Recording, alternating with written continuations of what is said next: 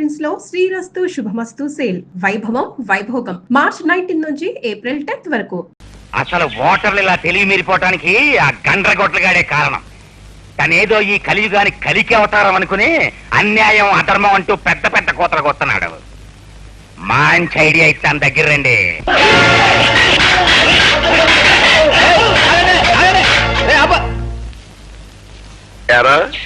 మర్యాదగా మీ వాళ్ళందరి చేత ఓట్లు వేయించరా అంటే మొండికెత్తారా?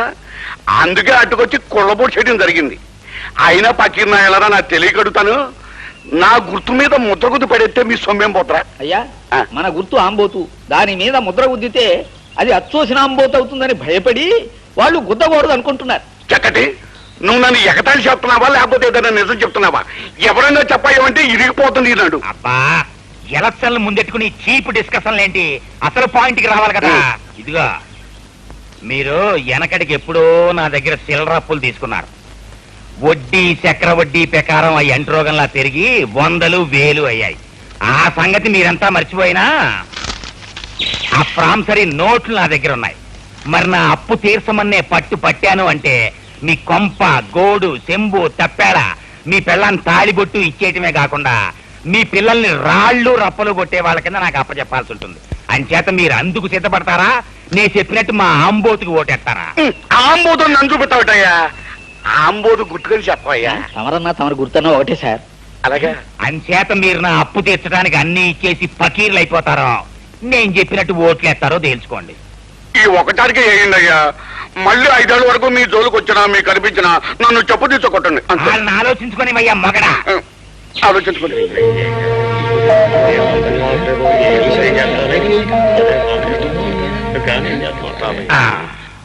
మీకు ఓటేస్తే మాకేం ఉపకారం జరుగుతుందో తెలియదు కానీ వేయకపోతే ఎంత అపకారం జరుగుతుందో మీ వల్ల మాకు బాగా తెలిసింది. మీరు చెప్పినట్టుగానే మేము మా వాళ్ళంతా మీకే ఓటేస్తాం బాబు, మీకే ఓటేస్తాం. అది ఎండన్ గా ఉంది మాట. అది కాదయ్యా, ఇప్పుడు అడ్డగారి చెప్పి రేపు ఆ పోలు గదో దూరి ఎవరు చూడటం లేదు కదా అని నా ఆంబోతులు తెలిసి మరో గాడ్ల మీద కుదిరితే నేనేమైపోవాలి? నేను ఒప్పుకోనయ్యా. అందుకే అక్కడ దేవుడు ఉన్నాడు. మీరంతా మా ఆంబోతుకే ఓటేస్తామని ఆ దేవుడి మీద ప్రమాణకం చేసి మరీ చెప్పాలి. మీరంతా ఈ ఆంజనేయుడి పాదాల మీద ప్రమాణకం చేసి మా ఆంబోతుకే ఓటేస్తామని చెప్పాలి. కానివ్వండి.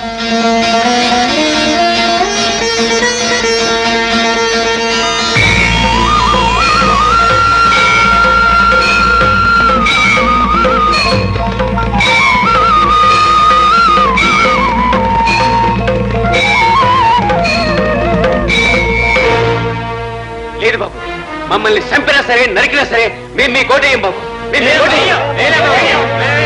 అమ్మనాయారా, ఆఖరి క్షణంలో ఎంత అడ్డం తిరిగిపోయారా? ఏటయ్యా బతుకపు, ఈ పల్లెటూరు ఓట్లు పడకపోతే ఇక మన పని చవరమే. ఇప్పుడు ఏం చెయ్యాలయ్యా? ఇదిగో బాబా, 2-3 తుమ్ములు నా మొఖాన్ని తుమ్మైనా సరే ఐడియా చెప్పయ్యా. ఇదిగో కొత్తగా కడుపైందల్లా ఊరికే కింద మీద అయిపోకు.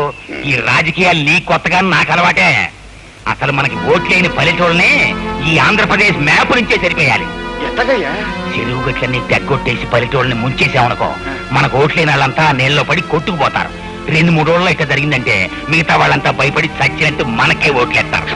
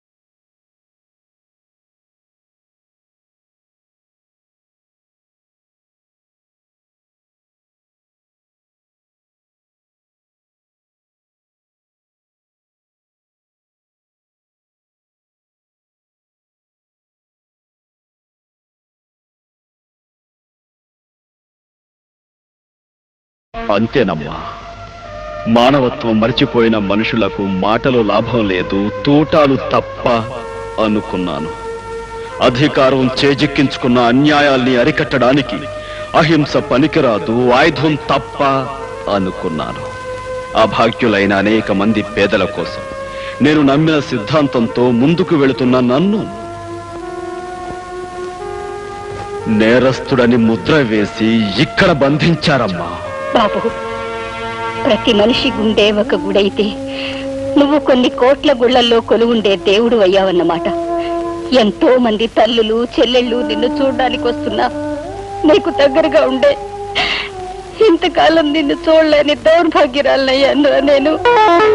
అలా అనకమ్మా, కావాలనే నీకు కనిపించకూడదనుకున్నాను.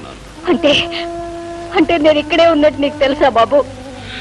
తెలుసమ్మా, తమ్ముని చూసిన మరుక్షణంలోనే వాడిని గుర్తించాను. నువ్వు వాడి దగ్గరే ఉంటావని ఊహించాను.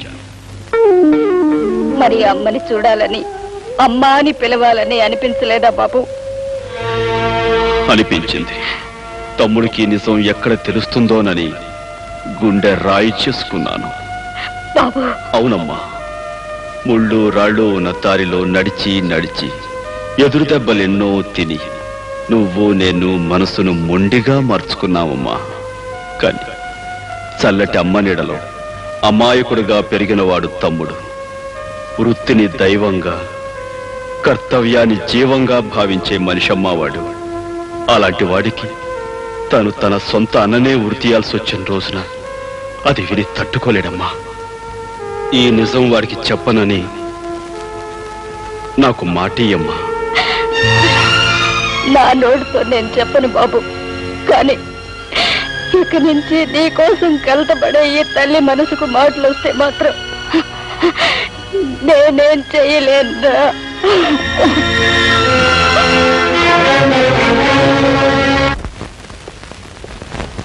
అమ్మా, గంటగూడెం చూడటానికి ఈవేళ నువ్వు జైలుకు వచ్చావంట? అవును బాబు, ఈ ఇంటి దీపాన్ని ఆరిపోకుండా కాపాడిన మనిషిని చూడాలనిపించింది.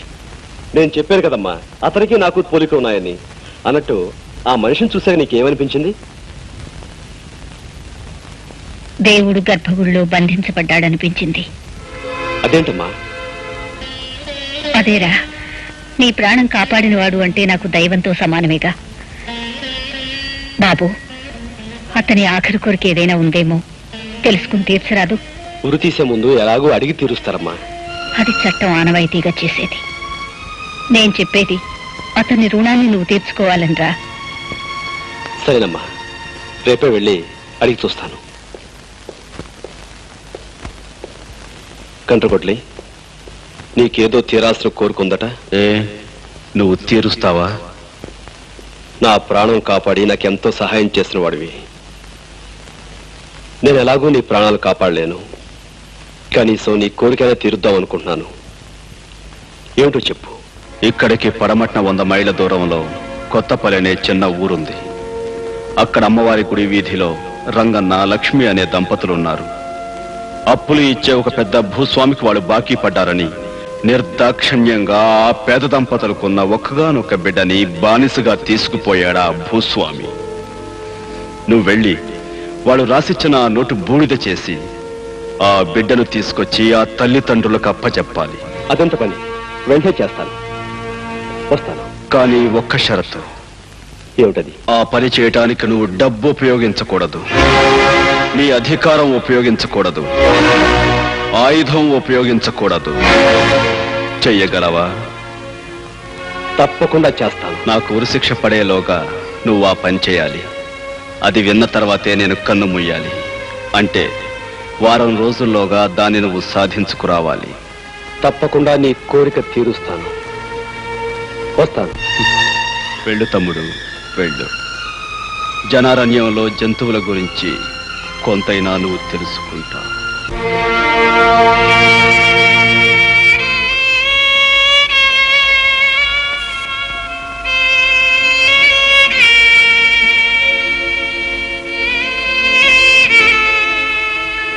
లక్ష్మి, ఏంటి అన్నం ముందెట్టుకుని? పసివాడి కోసమేనా? అవునండి, అలవాటు ప్రకారం 3 కంచాల్లో ముద్దలెట్టాను. ఆ తర్వాత తెలిసొచ్చింది చంటోడు మన దగ్గర లేడు కదా అని.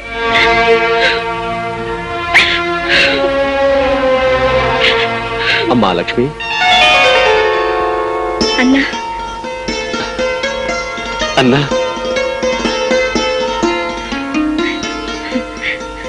వచ్చేసావా అన్నా? పల్లెలో ప్రతి మనిషి ప్రతిరోజు నిన్నే తలుచుకుంటున్నారు. అన్నగా అందరికీ అండగా నువ్వు రావాలని ప్రతి క్షణం దేవుని మొక్కుకుంటున్నారు.